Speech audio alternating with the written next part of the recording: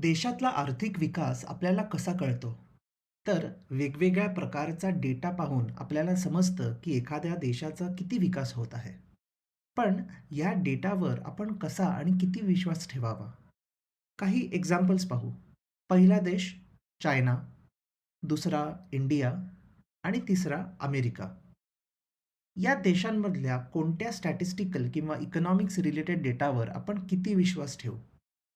आजपर्यंत अमेरिकेने त्यांच्या जी-डी-पी किंवा इतर काही डेटामध्ये गडबड केल्याचे फारसे पुरावे नाही आहेत आणि तसं वाटतही नाही. चायनामध्ये ऑन दी अदर हँड सगळ्याच नंबर्समध्ये गडबड आहे असं वाटतं आणि आपण मागच्या 2 वर्षांमध्ये पाहिलंच की कशाप्रकारे चायनामधल्या कोविड केसेसचा काउंट ट्रान्सपरंटली जाहीर केला नव्हता आणि भारत असा थोडा मधल्या पोझिशनमध्ये आहे असं वाटतं. माझं ॲनालिसिस पटतंय ना? या ट्रान्सपरन्सी मागे बरीच कारणे असतील, पण आज आपण यातलं एक ॲस्पेक्ट समजून घेऊयात. एपिसोड स्टार्ट करायच्या आधी एक छोटीशी अनाउन्समेंट. इकॉन गली मराठी पॉडकास्टला तुम्ही सर्वांनी आत्तापर्यंत खूप छान प्रतिसाद दिलात. हा पॉडकास्ट प्रोड्यूस करणं सोपं नाही आहे. रिसर्च करणं, इंग्लिशमधून मराठीत ट्रान्सलेट करणं, स्क्रिप्ट बनवणं आणि मग रेकॉर्डिंग आणि एडिटिंग हे सगळं पकडून कमीत कमी एक अख्खा दिवस द्यावा लागतो. या व्हेंचरमधून मला फायनान्शियली काहीच फायदा होत नाही, पण मानसिक समाधान नक्की मिळतं. तुम्हाला जर असं वाटत असेल की ह्या पॉडकास्टमुळे तुम्हाला थोडा तरी फायदा होत आहे, तर तुम्ही देखील हा पॉडकास्ट प्रोड्यूस करू शकता. तुम्ही माझी एक कॉफी स्पॉन्सर करू शकता किंवा माझं अख्खं लंच. शो नोट्समध्ये बाय मी अ कॉफी या वेबसाईटची एक लिंक आहे, ती ओपन करून तुम्हाला हवी तितकी अमाऊंट टाकून तुम्ही ह्या पॉडकास्टला सपोर्ट करू शकता.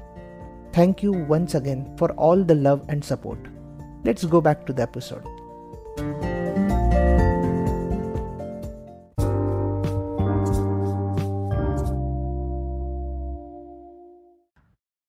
द इकॉनॉमिस्ट या मॅगझिनमध्ये नुकताच एक आर्टिकल छापलं गेलं. त्याचं टायटल होतं अ study of lights at night suggest dictators lie about economic growth. यात 2 महत्त्वाचे मुद्दे. पहिला, study of lights at night म्हणजेच देशातल्या रात्री चमकणाऱ्या लाईट्स म्हणजेच प्रकाशाचा अभ्यास आणि दुसरा, dictators lying about economic growth म्हणजेच हुकुमशाहीमध्ये आर्थिक स्थितीबाबतची खोटी बातमी सांगणे. स्टडी ऑफ लाईट्स म्हणजे एक्झॅक्टली काय हे पाहूयात. दिवाळीत एक मेसेज सारखा व्हायरल होतो. तो म्हणजे दिवाळीच्या दरम्यान नासाने सॅटेलाईटवरून काढलेला भारताचा फोटो, ज्यात आपल्याला खूप झगमगाट वगैरे पाहायला मिळते. पहिली गोष्ट, असा मेसेज तुम्हाला यंदाच्या दिवाळीत पण येईल, तर तो फोटो खोटा आहे असं नाही सांगणार, पण त्याचा संबंध एक्झॅक्टली कशाशी आहे हे मी आज तुम्हाला सांगणार आहे.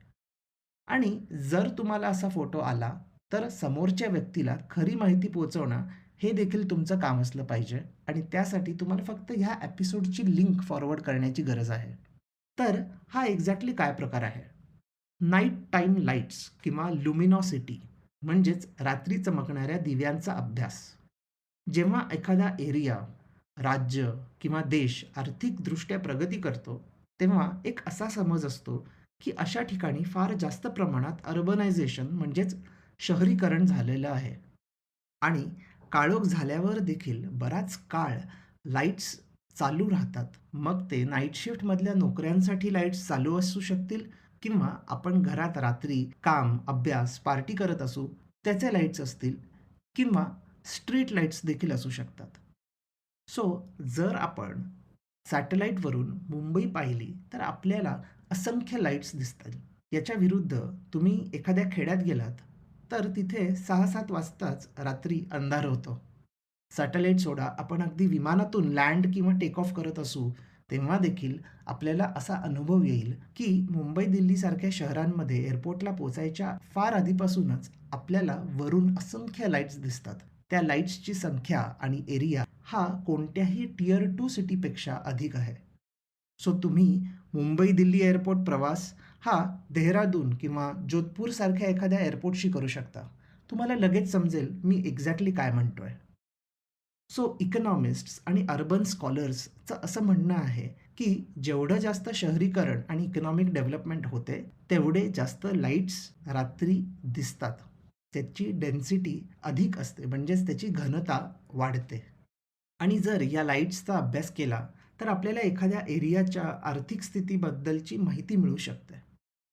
इकॉनॉमिक्समध्ये असे असंख्य रिसर्च पेपर्स आहेत ज्यात हे प्रूव्ह केलेलं आहे की नाईट लाईट्सच्या स्टडीमुळे आपल्याला आर्थिक विकास समजू शकतो.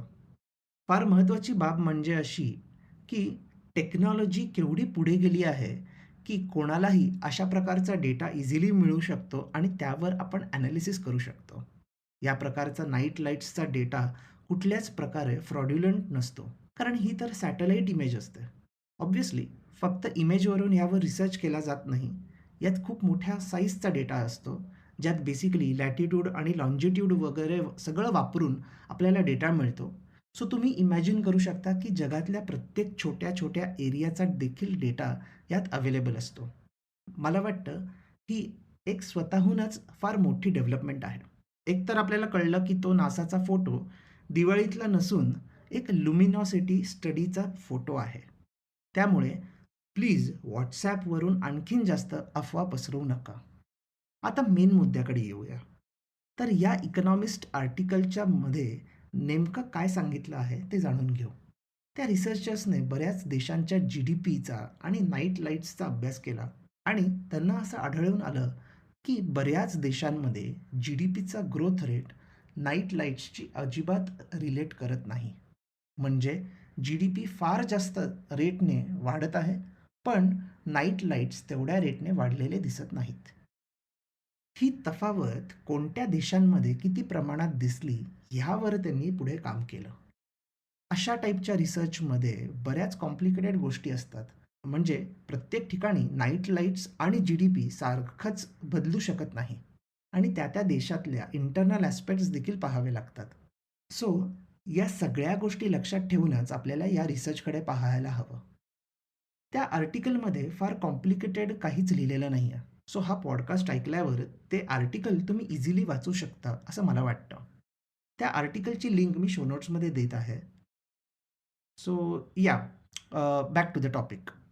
त्यांच्या मते ही तफावत सर्वाधिक अशा देशांमध्ये दिसून आली जिथे सामान्य नागरिकाला फारसं फ्रीडम किंवा स्वातंत्र्य नाही आहे, किंवा जिथे हुकुमशाही पद्धतीने राज्य केलं जातं. ह्यात China, Turkey, Russia, Yemen, Ethiopia यासारखे देश आहेत. त्याच्या खालोखाल असे देश जिथे थोड्या प्रमाणात फ्रीडम आहे, ज्यात इंडिया, बांगलादेश, फिलिपिन्स, मेक्सिको आणि हंगेरी सारखे देश आहेत.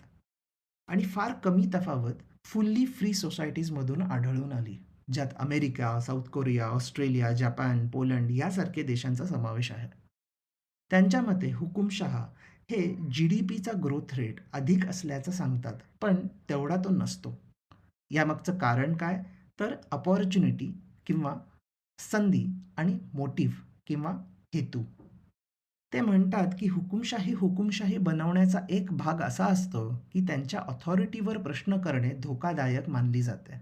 त्याचवेळी अशा राजवटींना आर्थिक वाढ अधिक दाखवण्याचा भरपूर इन्सेंटिव्ह असतो, कारण जर ती दाखवली नाही किंवा देशाची वाढ कमी गतीने होत आहे असं दाखवलं तर ही तिथल्या सरकार आणि त्या हुकुमशहाच्या क्षमतेवर प्रश्नचिन्ह निर्माण करतं. हे त्यांच्या कमकुवतपणाचे लक्षण समजले जाऊ शकते, जे हुकुमशहाला अजिबातच परवडणारं नसतं. म्हणून त्यांच्या डेटामध्ये गडबड केली जाते. या उलट फुल्ली फ्री सोसायटीजमध्ये स्ट्रॉंग पॉलिटिकल अपोजिशन असतं आणि त्याचबरोबर नागरिकांना प्रोटेस्ट करण्याचा अधिकार आणि फ्रीडम ऑफ स्पीच असल्यामुळे तिथल्या सरकारांना डेटामध्ये चुका करणं परवडणारं नसतं. त्यामुळेच आपल्या मनातही US, UK अशा देशांच्या डेटावर विश्वास असतो. कारण तिथल्या सिस्टम स्ट्रॉंग असतात. जरी कितीही विचित्र व्यक्ती तिथला प्रेसिडेंट किंवा प्राईम मिनिस्टर झाला तरीही. स्टॅटिस्टिक्स किंवा मॅक्रो इकॉनॉमिक डेटा ही अशी एक गोष्ट आहे जिथे कंटिन्युअस क्वालिटी इम्प्रूव्हमेंटची गरज असते. पॉलिटिकल फ्रीडम असलेले देश किंवा विकसित देशांच्या त्या सिस्टीम्सची रेप्युटेशन ही कायमच चांगली मानली जाते. ती रेप्युटेशन मिळवायला वर्षानुवर्ष प्रयत्न करावे लागतात, कारण एकदा जरी त्यात इश्यू आला तर त्या सिस्टीमवरचा विश्वास उडतो.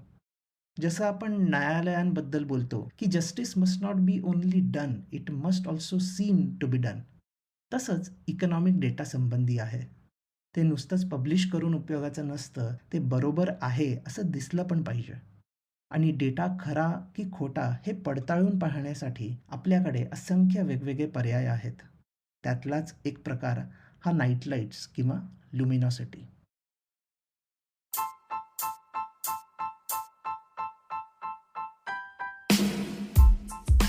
तुम्ही हा एपिसोड स्पॉटिफाय, इकॉन गली वेबसाईट आणि लीडिंग पॉडकास्ट ॲप्सवर ऐकू शकता. मी दर सोमवार, बुधवार आणि शुक्रवार नवीन एपिसोड्स घेऊन येतो. तुमचा फीडबॅक आणि सजेशन्स शो नोट्समध्ये दिलेल्या माझ्या ब्लॉग, लिंक्डइन किंवा ट्विटर अकाउंट्सवरून मला नक्की कळवा.